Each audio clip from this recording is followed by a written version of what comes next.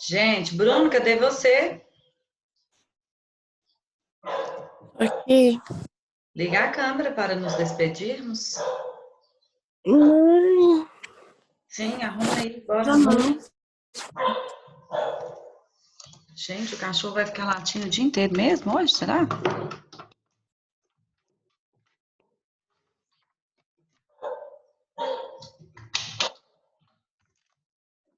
Isso. Pessoal, nossa prova então, segunda-feira.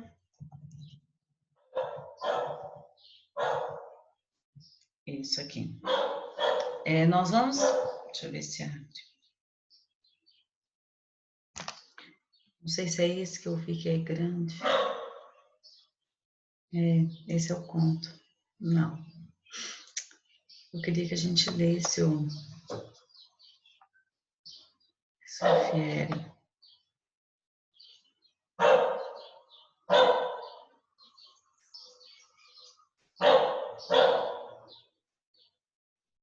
Será que se a gente acompanhar por aqui vai ser interessante? Vamos ver se eu consigo aumentar. Dá para vocês acompanharem? O conto é 1,5 página, acho que dá para a gente ler. Aqui, vocês estão vendo aqui, ó, Ken Byron.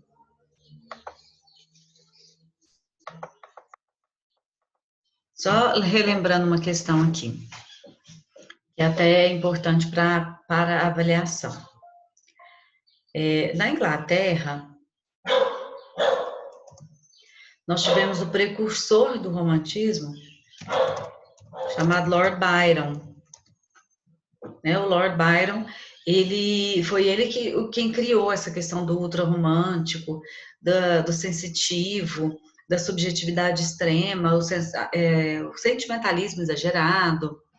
E o Lord Byron, ele serviu de influência, ele serviu de alicerce para os demais autores. E Álvares de Azevedo foi um deles. Tá? Então, aqui no Brasil, nós temos a perspectiva do Lord Byron através de Álvares de Azevedo. É importante relembrar essa base do Álvares de Azevedo, já que é uma influência. Não só as questões históricas, né? Lembra da Revolução Francesa, né? Chamada Revolução da Burguesia, da Revolução Industrial. Nós tivemos também a questão do Lord Byron. O Lord Byron, ele começou, um jovem, né, que começou a tratar dessas questões do sonho, da fantasia, daquele sentimento. O romance nunca tinha um final feliz. Sempre morte. Amar é um sofrimento muito grande. E nós vivemos esse sentimento intensamente, segundo Lord Byron. Então, as suas obras, elas têm extremamente essa perspectiva sofrida, essa perspectiva melancólica, a danada da sofrência que nós temos hoje, né? Então, Lord Byron, ele foi uma influência. E é interessante a gente lembrar essa questão do Lord Byron sobre Álvares de Azevedo, porque é isso que nós vamos encontrar. Aqui, nós vamos ver um conto, nós vamos ler um conto de Álvares de Azevedo. Ele se destacou mais por sua poesia, mas ele também produziu contos. E esse conto aqui, nós vamos perceber essa perspectiva do Lord Byron. Gente, o cachorro vai ficar nessa altura? Latindo, coitado. Vamos lá?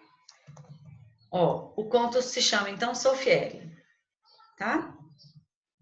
Cada um pode ler um pedaço? Tá dando para vocês acompanharem tranquilo, assim?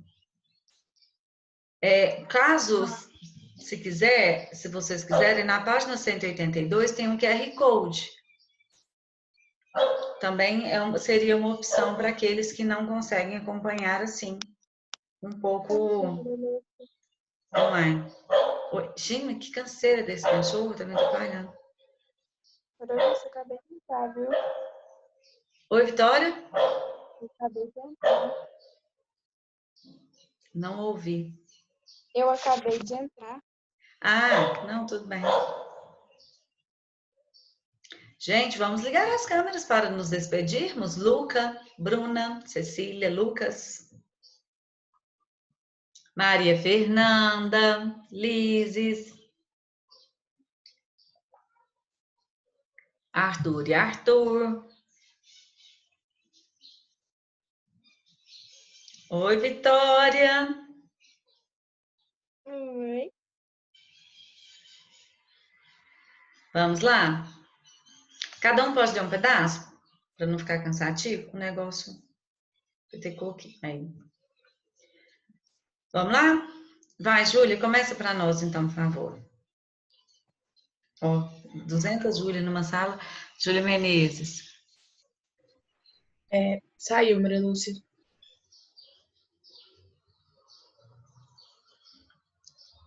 Oh, Jesus.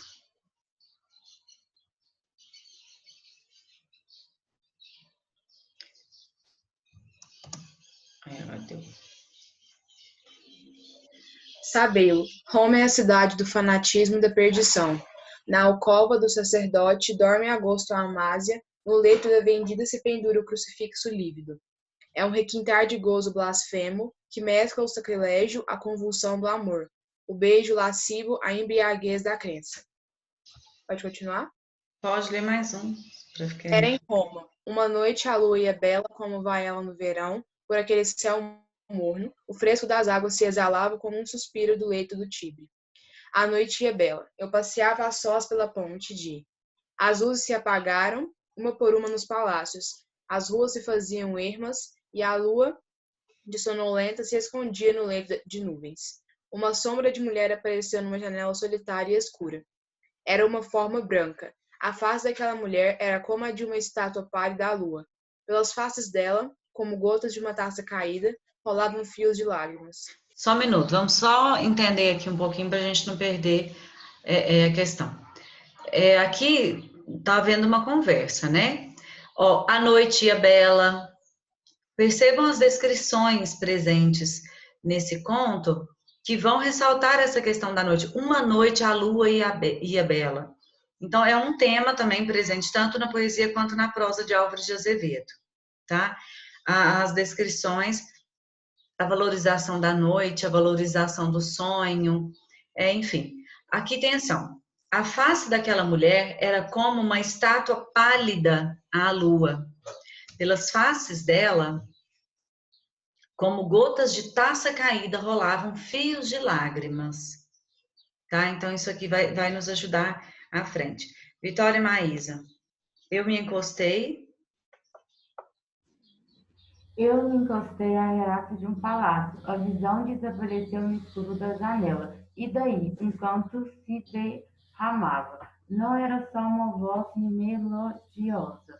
Havia naquele cantar como um choro de frenesi, como gemer de insânia. Aquela voz era sombria, como a do vento, à noite nos cemitérios, cantando a menina das flores murchas da morte.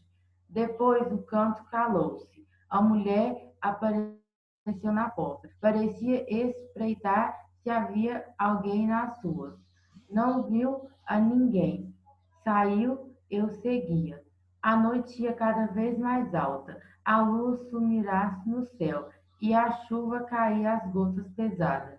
Apenas eu sentia nas faces caírem grossas lágrimas de água, como sobre um túmulo pranto de órfão. Andamos logo tempo pelo labirinto das ruas. Enfim, ela parou. Estávamos num campo. Aqui, ali, além eram cruzes que se erguiam de entre o ervaço.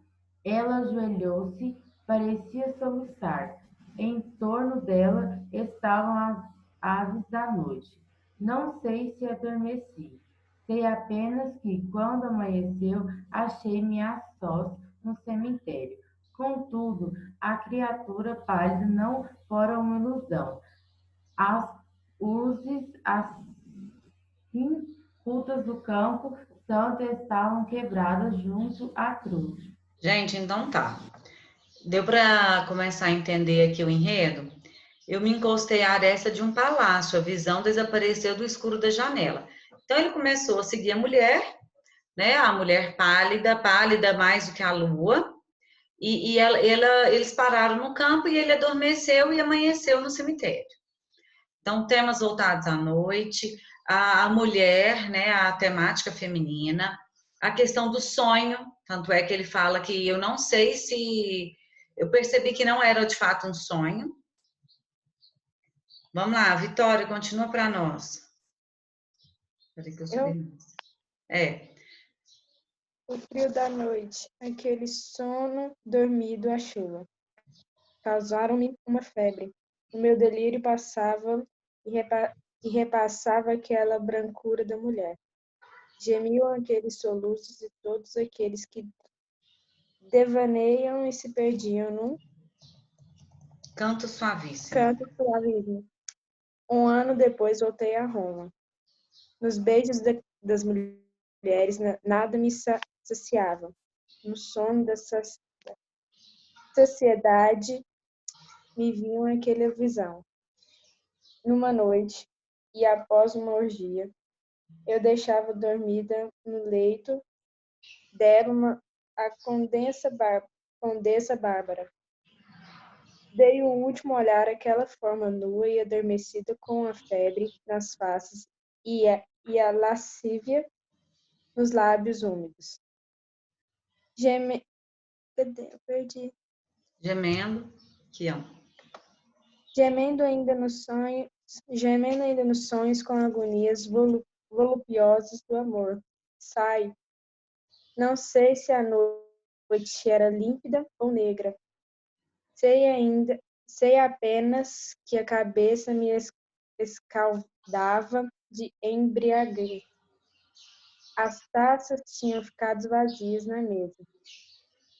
Nos lábios daquela criatura eu beberá até a última gota de vinho do deleite. Isso. Então, olha só. Um ano depois voltei a Roma. E ele estava procurando exatamente aquilo. Percebam aqui a ilusão, a fantasia, o sonho, a idealização da mulher. Olha aqui que ele fala. Nos lábios daquela criatura eu bebera até a última gota de vinho do deleite. E aí? Eu senti tudo aquilo, né? Como que vai ser agora? Camila, quando dei a cor de mim estava num lugar escuro, as estrelas passavam seus raios brancos entre as vidraças de um templo. As luzes de 4 círios batiam no caixão entreaberto. Abriu era o de uma moça. Aquele branco da mortalha, as grinaldas da morte na fronte dela, naquela tez lívida e embaçada. O vidrento dos olhos mal apertados. Era uma defunta. E aqueles traços todos me lembraram uma ideia perdida. Era um anjo do cemitério? Cerrei as portas da igreja, que ignoro porque eu achara abertas. Tomei o cadáver nos meus braços para fora do caixão. Pesava como chumbo. isso. Gente, agora misturou, né? Realidade com sonho. Agora a gente já não consegue ter uma percepção nítida mais do que é realidade, do que é sonho. Vai, a letra diminui de repente. Vamos lá. Júlia Nunes, lê para nós, por favor.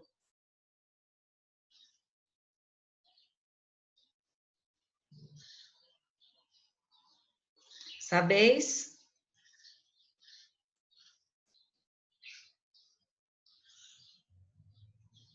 Tá me escutando, Júlia? Maria Lúcia? Agora estou. Sabeis a história de Maria Stuart, degolada e o Augusto, do cadáver sem cabeça e o homem sem coração, como a conta Brontë. Foi uma ideia singular a que eu tive. Tomei-a no colo. Preguei-lhe 1000 beijos nos lábios. Ela era bela assim. Rasguei-lhe o cedulário. Despi-lhe o véu e a capela como os noivos despe a noiva. Era mesmo uma estátua, tão branca era ela. A luz dos tocheiros dava-lhe aquela palidez de âmbar que ilustra os mármores antigos. O gozo foi fervoroso. Servei em perdição aquela vigília. A madrugada passava já frouxa nas janelas. Aquele calor do meu peito, a febre de meus lábios. A perdição, a convulsão de meu amor. A donzela pálida parecia reanimar-se. Súbito abri os olhos empanados. Luz sombria alumiou-os como a de uma estrela entre névoa. Apertou-me em seus braços, um suspiro endoou-lhe nos beiços azulados. Não era já a morte, era um desmaio. No aperto daquele abraço havia, contudo, alguma coisa de horrível. O leito de Lágia. laje onde eu passara uma noite de embriaguez me resfriava. Pude o curso soltar-me daquele aperto no peito dela. Nesse instante, ela acordou. Termina só Nunca essa história. ouvistes falar da catalepsia? É um pesadelo horrível onde que gira ao acordado que empedaram num sepulcro. Sonho gelado em que sentem-se os membros tolhidos e as faces banhadas de lágrimas alheias sem poder revelar a vida. Isso. Então aqui ele já, aqui nessas letras um pouco menores, né? Então ele já conta, ele já faz relação com uma outra história, né? A história de Maria Stuart, degolada e o algoz, do cadáver sem cabeça e o homem sem coração. Ele já vai fazendo uma relação e agora ele vai voltar para a história dele. Maria Fernanda? A moça? A moça revivia a pouco e pouco, ao acordar desmaiada. Embucei-me na capa e tomei-a nos braços, coberta com seu sudário como uma criança. Ao aproximar-me da porta, topei num corpo. Abaixei-me, olhei. Era algum coveiro do cemitério da igreja que aí dormia do ébrio, esquecido de fechar a porta. Saí. Ao passar a praça, encontrei uma patrulha. Que levas aí? A noite era muito alta, talvez me cresce um ladrão. É minha mulher que vai desmaiada. Uma mulher, mas essa roupa branca e longa, serás acaso roubador de cadáveres? Um guarda aproximou-se, tocou-lhe a fronte, era fria. É uma defunta. Cheguei meus lábios aos delas, senti um bafejo morno. Era a vida ainda. Vede, disse eu. O guarda chegou-lhe os lábios. Os beiços ásperos roçaram pelos da moça. Se eu sentisse o estalar de um beijo, o punhal já estava nu em minhas mãos frias. Boa noite, moço. Pode seguir, disse ele. Caminhei. Estava cansado. Custava carregar o meu fardo, e eu sentia que a moça ia despertar. Temeroso de que ouvissem-na gritar e a acudissem, corri com mais esforço. Quando eu passei a porta, ela acordou. O primeiro som que lhe saiu da boca foi um grito de medo. Mal eu fechar a porta, bateram nela. Era um bando de libertinos, meus companheiros que voltavam da orgia. Reclamaram que abrisse.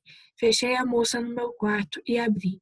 Meia hora depois, eu os deixava na sala bebendo ainda. A turvação da embriaguez fez que não notassem minha ausência. Isso. Quando eu... Agora, depois que ele conta que ele faz referência à história de Maria Stuart, ele volta a uma realidade e a gente consegue entender que ele encontrou com a moça, aquela lá do sonho dele, pega a moça e chegou em casa, né? Então, chegou em casa, seus amigos estavam lá embriagados, enfim. Vamos saber agora o que acontece. Vamos lá, continua para nós, Bruna. Quando entrei no quarto da moça, via erguida, ria de um rir convulso como a insânia, e frio como a folha de uma espada. Trespassava de dor o ouvi-la. 2 dias e 2 noites levou ela de febre assim. Não houve como sanar-lhe aquele delírio, nem o rir do frenesi. Morreu depois de 2 noites e 2 dias de delírio.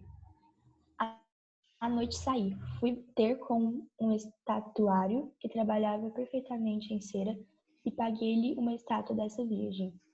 Quando o escultor saiu, levantei os tijolos de mármore do meu quarto e com as mãos cavei aí um túmulo.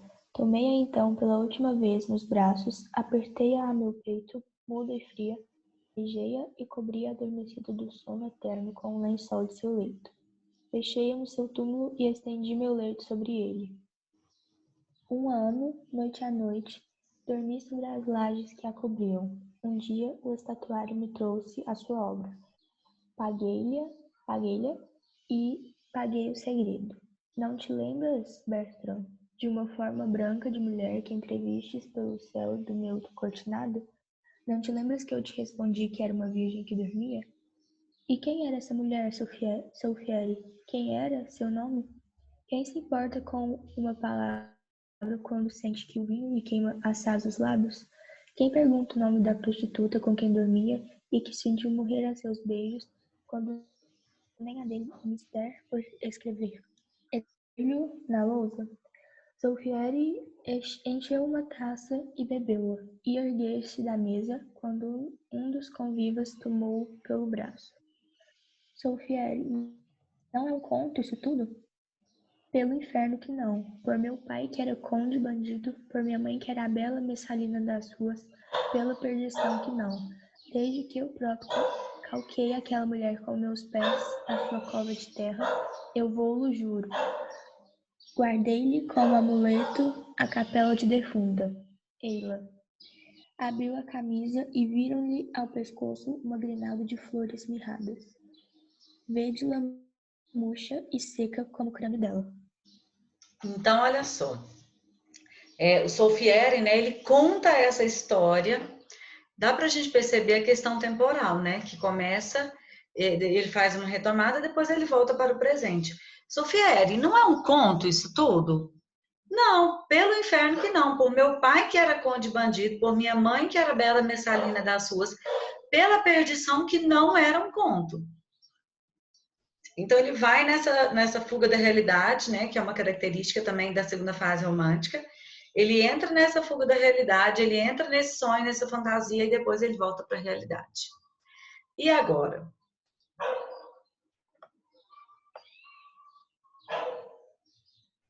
Voltou para o Bernoulli? Voltou para o livro, gente? Voltou. Vamos lá, então? Vamos tentar interpretar esse conto, então. Questão 12. Eu tenho que fazer uma chamada, né?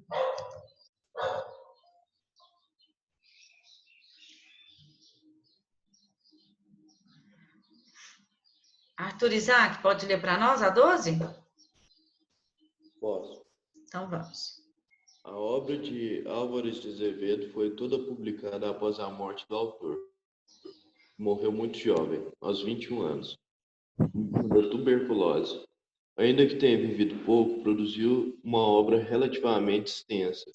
Dessa produção, destacam-se uma prosa, o livro de contos Noite na Taverna e a peça teatral Macário.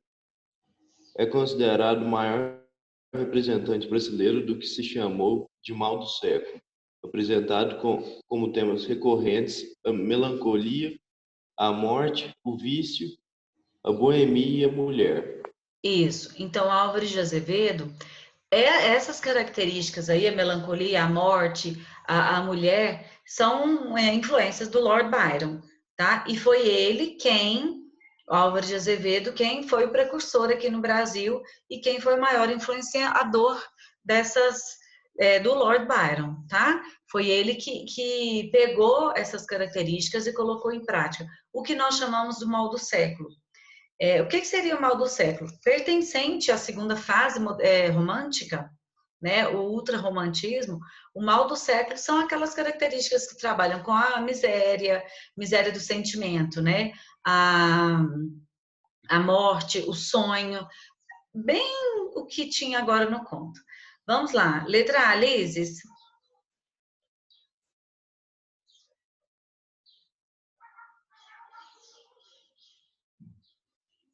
Lises.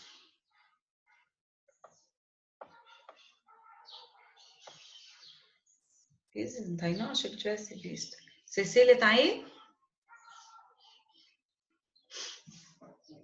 Tô aqui. Lê a letra A, por favor. Após a leitura do conto, Soufieri indique os ambientes onde se desenvolve a narrativa, caracterizando esses espaços e suas atmosferas com suas próprias palavras. Indique pelo menos um trecho do conto que comprove sua análise. Gente, a gente consegue pelo menos detectar alguns ambientes aqui mais importantes. Eu não vou elaborar, mas a gente pode enumerar. Quais os ambientes? Onde essa história se passa?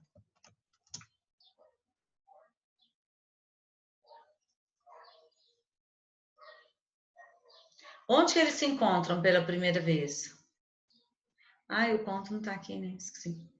Onde que eles se Perto encontram? do palácio? Hã?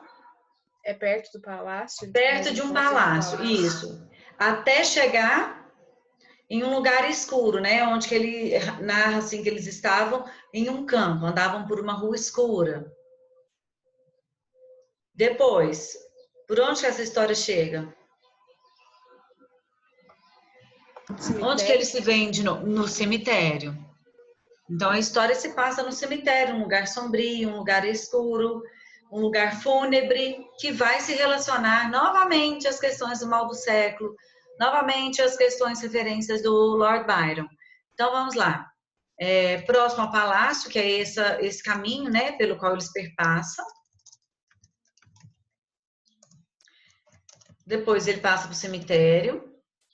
Quando ele volta e ele vê novamente a mulher, né, a mulher misteriosa lá, onde que ela está?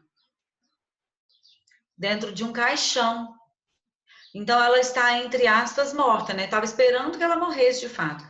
E aí, quando ele acha essa mulher dentro de um caixão, ele a carrega, ele a pega, e aí ele leva para sua casa, para o seu quarto. Quando ela morre, o que ele faz com ela? Onde que ele enterra? Enterra embaixo da cama do lugar que ele dormia. Ele enterra, exatamente. Um negócio que não sai. Ele enterra no próprio quarto, embaixo da sua cama, né? O local que ele dormia. Então, o quarto dele também vai virar esse ambiente, até que a estátua fique pronta, né? E o quarto do próprio personagem. Aí pediu para que nós encontrássemos uma descrição. Então, esse caminho próximo ao palácio é descrito também como um caminho escuro, um caminho, um campo, né? Ele mesmo nomeia como um campo, e um caminho onde à noite, onde não dava para perceber nitidamente o ambiente. O cemitério, por sua vez, né? Um lugar escuro, um lugar fúnebre, mesmo que cheio de entremeios, mesmo que eles não conseguissem visualizar exatamente onde estavam. Tem algumas descrições específicas no conto. Acho que nós vamos ter que abrir o conto de novo. E o quarto dele que se tornou fúnebre, né? Porque no quarto dele foi enterrado uma cadáver. A mulher que ele sempre sonhou, que ele almejou. Então nós temos esses 3 ambientes aí. São ambientes que roda, roda, roda, cai no mesmo foco. A questão do fúnebre, a questão da morte, a questão da fuga da realidade, né? Vamos lá, então. Letra B. Bruno, tá aí?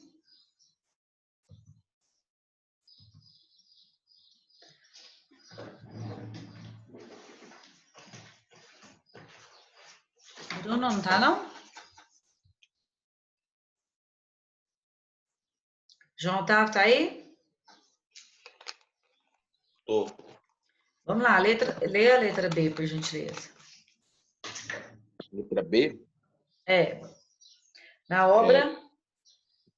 Na obra de Álvares de Azevedo, como um todo, desejo de amor é um tema importante.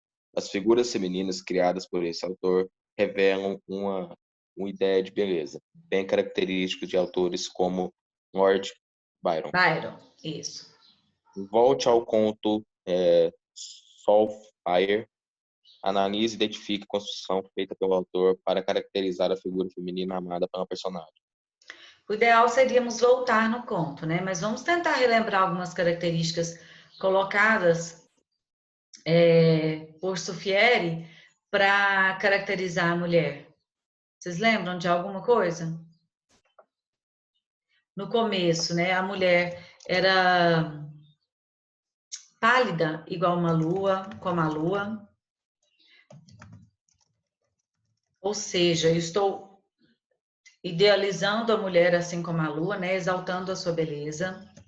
Depois ele a chama de virgem, né? A exaltação feminina. Depois ele fala das suas formas. Ele fala do corpo da mulher. Alguém lembra de mais alguma? Estou sem o conto também. Não? A construção aqui sempre exaltando a beleza feminina, né? A idealização da mulher. Tem uma outra questão desse conto ainda.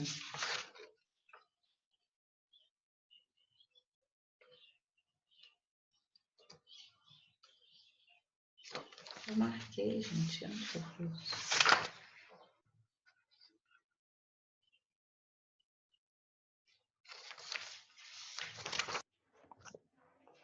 Não sei o que eu fiz a questão.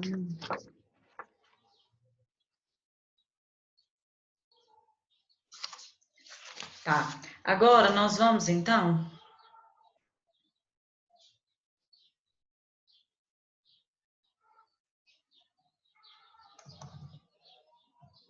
vamos resolver alguns exercícios propostos aqui para a gente entender a questão dos autores. Pessoal, querem que eu faça uma revisão em relação aos romances românticos ou tá tranquilo? Moreninha, ótimo. Se der tempo, você pode fazer, Maria Lúcia. Hã? Oi, Júlia? Se der tempo, você faz. Então vamos começar. Olha só. Aqui, exercícios propostos, né? Então aqui nós vamos começar com a Moreninha. Dessa estética em prosa, né, dos romances românticos, nós temos como principal autor o José de Alencar, o qual escreve por várias vertentes, o romance indianista, romance histórico, romance urbano e romance regionalista. Nesse período de prosa do romantismo, nós temos 4 tipos de romances, né? Lembrando aqui que o romance romântico, ele se divide em 4 vertentes.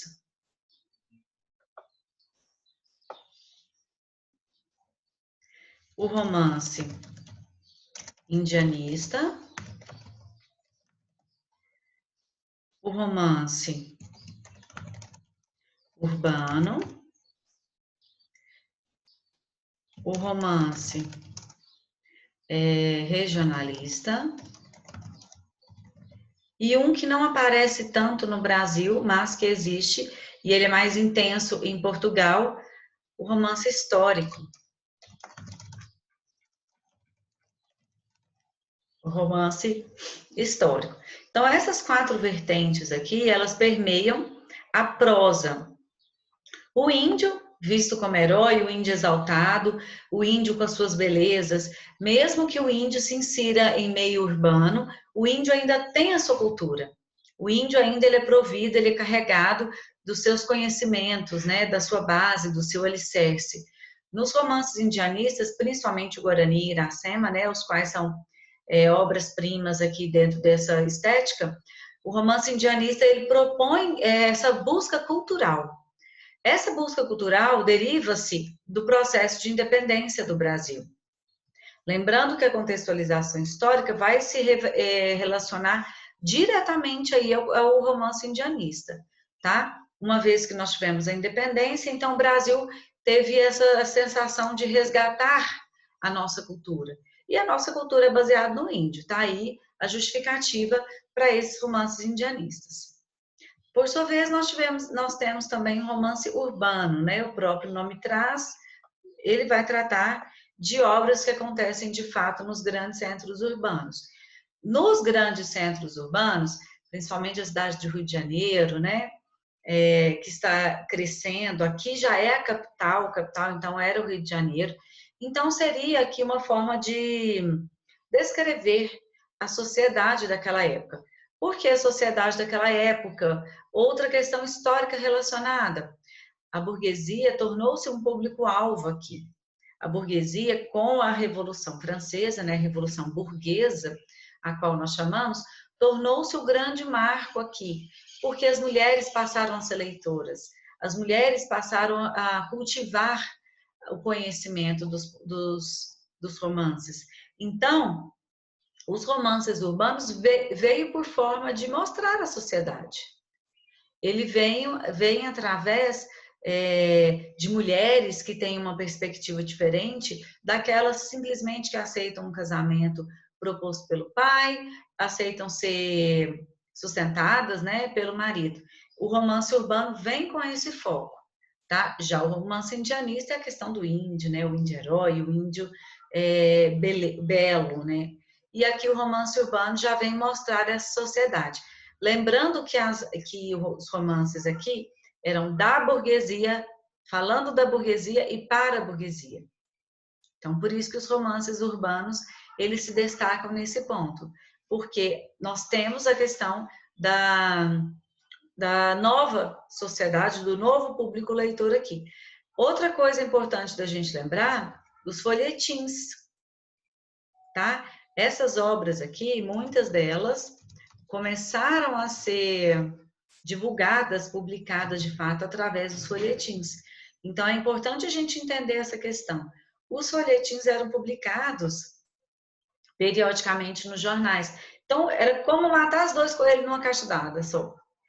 Comprava o jornal para venda do jornal mesmo, para noticiar e ainda para acompanhar as histórias, como se fosse uma novela, vendida capítulo a capítulo. Então aumentou